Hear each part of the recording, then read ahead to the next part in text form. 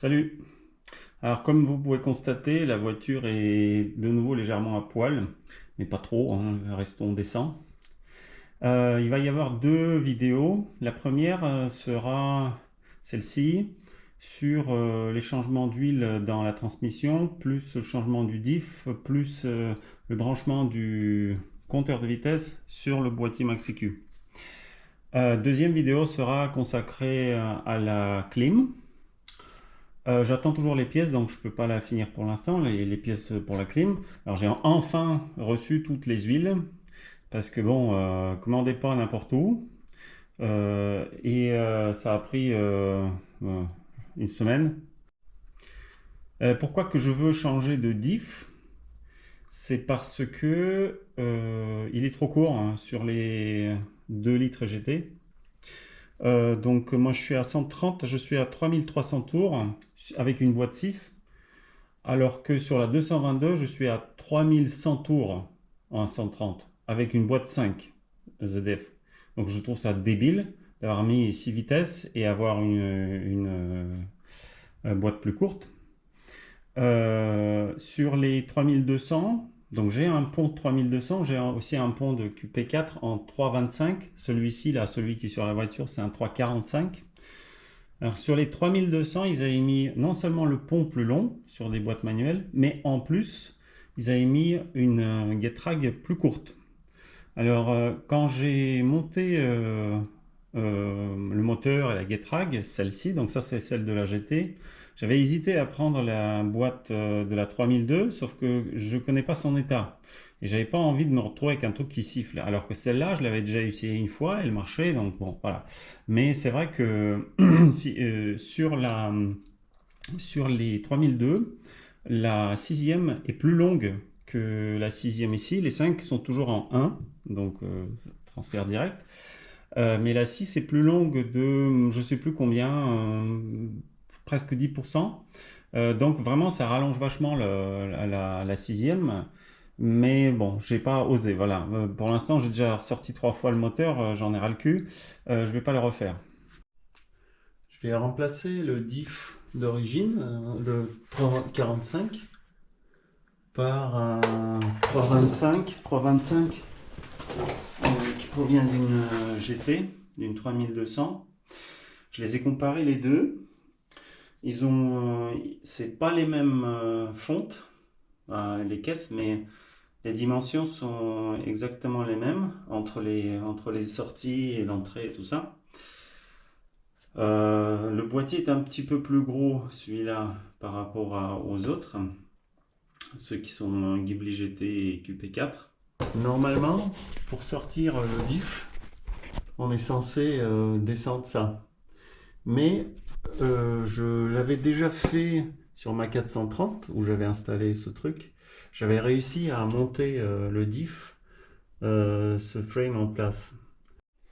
Alors pourquoi j'ai choisi de monter ce diff de 3002 et pas l'autre de QP4 que j'ai? C'est parce que celui-ci, il est vraiment sec. Je sais que, enfin, il a servi.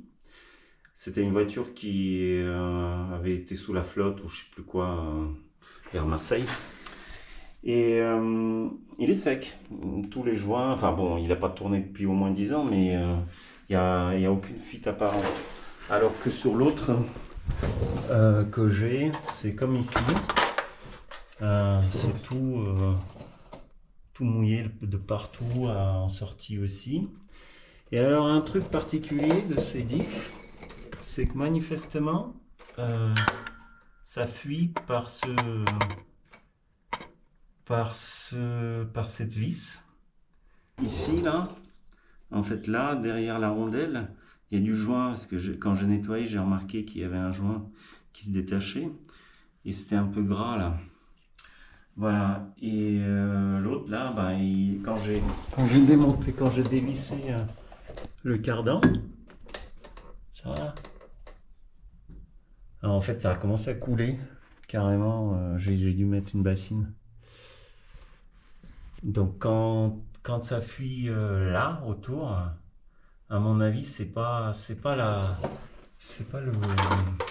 la sortie qui fuit, En fait, ça fuit, c'est juste, ça doit fuir de la, pas d'ici, mais ça doit fuir de l'intérieur et puis après, ça doit passer autour. Une autre particularité de ces diffs, c'est ce bouchon d'huile, de vidange d'huile, qui est absolument énorme. Et en fait, une fois qu'on l'a serré, on n'arrive plus à le desserrer. J'ai dû fabriquer cette clé il y a des années. Et vous voyez, il y a des points de soudure. J'ai rajouté une barre parce que sinon je pétais le truc. Il faut, j'y vais de toutes mes forces, hein, et encore, des fois je mets une rallonge. Alors j'ai relativement facilement réussi à enlever les deux supports là, ceux-là, qui tiennent sur les côtés. Sur les QP Ghibli, il y a aussi une barre qui relie les deux supports. Elle n'existe pas sur les 3200. Et après, il y a aussi le truc caoutchouc là, conique. Là. En fait, ça se dévisse. C'est comme ça. Ça se dévisse. Mais par contre, le support est très mal fixé. Et en réalité, ça se balade. Vous voyez. Donc, pour dévisser. Donc, j'ai dû dévisser celui-là. Mais l'autre, finalement, je crois que je n'ai pas besoin. Maintenant, le problème, c'est de sortir ça. La bonne nouvelle, c'est que ça sort. Donc incliné comme ça. Par contre, bon, c'est un peu étroit. Mais c'est possible. Alors j'en ai surtout chié pour enlever le support qui est ici. Celui-là. Qui est fixé comme ça. Parce qu'en fait, il se fait coincer entre les deux côtés qui coince dans une fourchette là, ce cylinder lock, mais finalement en baissant suffisamment le diff, on arrive à l'enlever. C'est pas possible d'enlever par le haut parce que ça bute dans le plafond.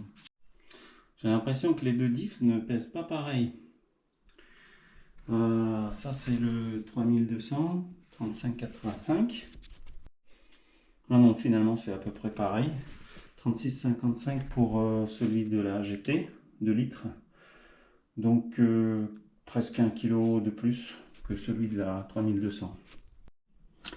Alors pour remonter le diff, il suffit juste de l'incliner et de lever en inclinant, enfin en mettant une oreille d'abord, l'autre oreille, tout ça. J'avais scié cette pièce là, ici là. Et, parce que quand j'avais essayé à blanc dehors avec un autre berceau, j'y arrivais pas, mais finalement j'ai l'impression qu'il n'y a même pas besoin de scier ce truc. Donc en fait en inclinant à 45 et en levant petit à petit, on arrive à le faire passer et voilà. J'ai perdu beaucoup de temps en essayant de monter le cylinder bloc arrière, ce truc là, en faisant dans le sens inverse de comment j'avais fait pour démonter, c'est-à-dire que j'avais baissé, incliné le diff et puis j'avais ressorti par le bas, mais finalement il faut juste monter, enfin lever le diff et l'avancer dans le tunnel de l'arbre sans démonter l'arbre, et ça laisse juste de la place pour pouvoir empiler cette chose dessus. Les supports latéraux du diff, ceux qui se montent comme ça là, sont pas les mêmes entre les QP4 Ghibli et 3002. Donc ça c'est 3002, ça c'est QP4. Vous voyez, l'axe en fait n'est pas fixé au même endroit. Par contre les supports arrière sont les mêmes entre 3002 et GT. Ces berceaux là sont les mêmes entre QP4 et Ghibli GT. I'm not 345, I'm 325. I do Tai Chi work 7 kilometers a day and doctors ask me for advice. Les pubs faites par l'IA et les traductions automatiques commencent à me faire chier. Mais il va falloir s'y habituer. Tout le monde va les utiliser. Je vais parler comme eux. L'installation du diff de 3200 m'a pris 3-4 heures. Mais en fait, j'ai été con. J'aurais pu demander à haute voix combien vaut ma voiture. Franck Leboeuf serait apparu avec son téléphone, je sais pas, il aurait fait son baratin. Mais après, on aurait été deux. Et on aurait pu faire le boulot peut-être en 1 heure. Il faudrait que je vais l'essayer la prochaine fois que j'ai besoin de quelqu'un pour m'aider. Ça se trouve, ça marche. C'est comme la lampe d'Aladin. Le nouveau différentiel n'a pas de capteur de vitesse. Alors je vais générer le signal avec la MaxEQ.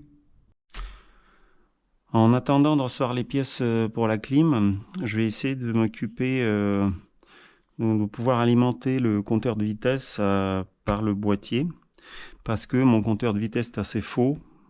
Sur toutes les plages de 10 km, ça flotte. Il y a des endroits où c'est précis, il y a des endroits où ça s'écarte de 5 km à l'heure. C'est du n'importe quoi. Et en plus, j'aimerais changer le pont, j'aimerais mettre un pont plus long, donc ça va être encore plus faux. Donc je veux vérifier comment marche, je veux m'assurer que le capteur marche comme je le pensais. Donc en fait, le capteur se trouve sur l'arbre, le capteur de vitesse qui sert au compteur de vitesse, et c'est un composant électronique, c'est pas juste un compteur, c'est pas juste un capteur magnétique. Donc là j'ai branché, en fait là j'avais déjà utilisé parce qu'au début j'avais utilisé ce capteur pour le traction control, mais en fait ça marchait pas, c'était pas assez précis, enfin ça tourne pas assez vite en fait. Il y a 2 dents par tour de l'arbre.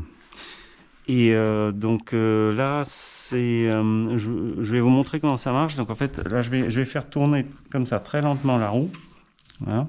Et en fait, quand je fais tourner, vous voyez, le signal, il passe de 1 à 0. Alors, le niveau du signal, c'est 6 volts. C'est la moitié du 12. Mais en fait, c'est vraiment, même en tournant très très lentement comme ça, on passe du 1 à 0. Donc en fait, c'est vraiment comme si c'était un opto-capteur, mais c'est pas un opto. Donc on peut vraiment l'utiliser pour un tas de choses, mais c'est pas bon pour le traction control, c'est pas assez précis. Donc maintenant, je vais voir si je peux alimenter le signal. Enfin, il faut que je déconnecte, mais il faut, si j'envoie un signal juste d'un générateur, si j'arrive à faire monter la vitesse, faire montrer la vitesse au compteur. Bon, j'ai eu du mal, mais c'est bon, ça fonctionne. J'ai la vitesse là que je peux augmenter avec la fréquence.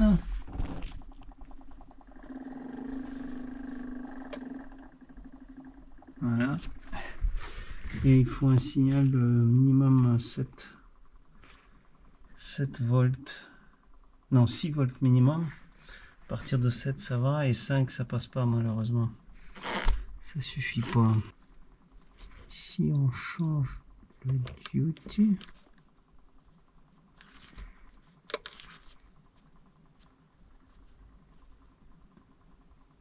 ouais, il faut que le duty soit comme ça, faible. Et là, oh non, là ça marche aussi.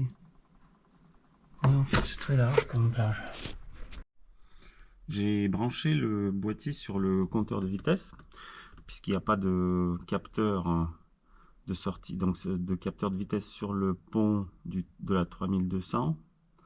Et en plus, le ratio n'est plus le même, donc de toute façon ça serait faux.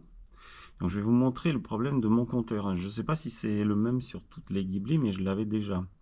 En fait, le compteur de vitesse n'est pas très précis. Donc par exemple là, je vais mettre 40 km à l'heure. D'accord, bon, à peu près. Hein. Là, on arrive, vous voyez, on est à peu près à 38.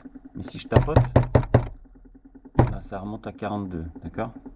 Si je mets à 60, bon, à peu près. En fait, ça devrait être à 60, mais vous voyez, si je tapote, boum, ça remonte à 62. Maintenant, je vais redescendre à 40.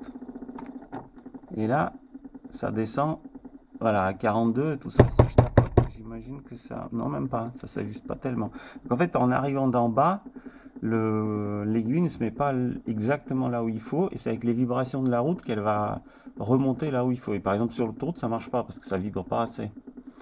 Et je suis curieux de savoir si sur les vôtres c'est pareil. Sur la QP4 je crois pas que j'avais ce problème. Mais là j'ai essayé de démonter le bloc, enfin de sortir le compteur dans le bloc.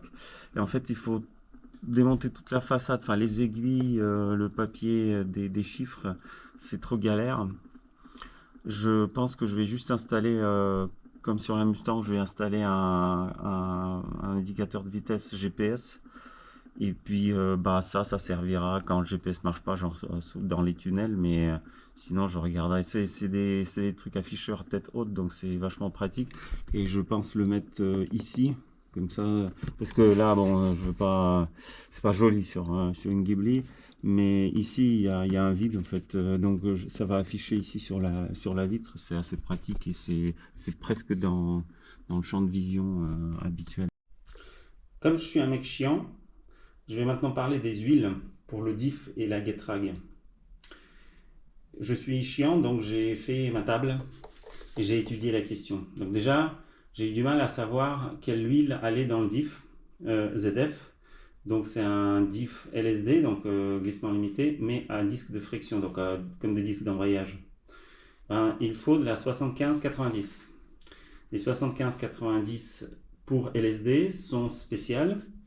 Et elles ne sont pas toujours le LS dans leur nom, pas forcément. Il faut faire très attention, il faut lire la notice.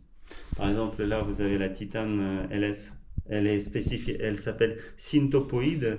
En fait, c'est clairement pour uniquement pour les homopoïdes, bref, les pignons, quoi. Toutes les huiles que j'ai trouvées en 75-90 pour friction sont des semi-synthés ou des minérales, sauf la motule qui est la plus chère. Évidemment, non, en fait non, c'est pas la plus chère. Il y a pire, mais elles sont pas forcément mieux. Donc celle-là, je l'ai trouvée à 17 € le litre. Voilà. Donc celle-là, elle va bien. Elle est assez space, hein, elle est verte. Toutes les autres, donc en fait, moi je préfère la synthé parce que la synthé, ça sera plus stable. Il faut faire très attention, 80-90 et 75-90, ce sont des huiles radicalement différentes. Les 75-90 sont beaucoup plus liquides, beaucoup moins visqueuses à froid, et elles sont plus visqueuses à chaud, comparé aux 80-90. Les chiffres là, c'est bidon, on s'en fout. Ensuite, pour la Getrag, il faut aussi mettre de la 75-90, mais cette fois-ci, évidemment, pour des pignons. C'est-à-dire qu'il ne faut pas mettre celle-là. Il ne faut pas mettre des huiles qui vont dans les frictions, parce que pour la boîte, il faut des additifs pour les synchros, qui vont a priori dans l'autre sens par rapport aux additifs pour les disques d'embrayage. Donc, là, on a du choix plus large. Mais c'est pareil, la plupart de ces huiles ne sont pas des synthés, elles sont semi-synthées ou minérales. Bon, moi je préfère mettre de la synthé et je crois que j'ai justement acheté de la titane LS parce que ses caractéristiques sont pas mal. Et puis en général, les synthés ont le range de température plus large, ce qui veut dire qu'elles vont être certainement plus stables dans la plage que j'utilise. Moi, il fait jamais moins 48 chez moi. Voilà. Ah oui, et les 75-140, elles sont beaucoup, beaucoup plus épaisses que les 75-90 et les 80-90 à froid et à chaud. Donc ce sont des huiles vraiment différentes. Pour moi, c'est des huiles qu'il ne faut jamais utiliser dans nos boîtes, sauf si évidemment vous voulez prolonger un peu de 5-10 000 km et après jeter la boîte, quoi. J'ai enfin reçu cette huile pour la boîte. Ça a mis une semaine à venir. Donc là, c'était sur Lube Universal que j'avais commandé. Alors que l'huile du diff, je l'avais reçue au bout de 2 jours et c'était sur Drift Shop. J'ai ressorti ma lampe là, que j'avais faite, c'est pas mal. Je vais vous montrer un truc très con sur la Getrag, sur les Ghibli. C'est le bouchon de remplissage de la boîte. Vous voyez comment il est placé? Comment il est mal placé. En face, il y a un autre truc. Bon, il y a un petit trou, mais bon, on peut mettre aucune clé là. Donc moi, j'ai dû couper un bout d'une clé que du coup je peux mettre là-dedans sans trop souffrir. Et je l'enquille sur une clé à cliquer. Et là, je peux du coup dévisser, mais il faut sacrifier une clé. Sinon, voilà, sinon on peut pas accéder. Il n'y a aucune clé qui passe là. Et voilà, c'est la fin de cette vidéo, grâce à laquelle vous savez maintenant sélectionner les huiles de transmission, changer le différentiel de la Ghibli, mais également recalibrer le compteur de vitesse. Moi de mon côté, je ne vais pas pouvoir rouler tout de suite avec la voiture parce que comme vous voyez, c'est encore le bordel dedans, parce que j'ai toujours pas fini la clim. Et n'oubliez pas notre conseil sur la possibilité d'avoir un copain pour les travaux dans la voiture ou d'autres travaux à la maison, en prononçant à haute voix la formule magique et éventuellement en effectuant un frottement sur un récipient de ce type, de cette forme. Et je vous serais reconnaissant si vous pouviez me dire sous la vidéo si la formule magique a fonctionné pour vous. J'ai pas encore essayé, mais je vous dirai. Allez, salut!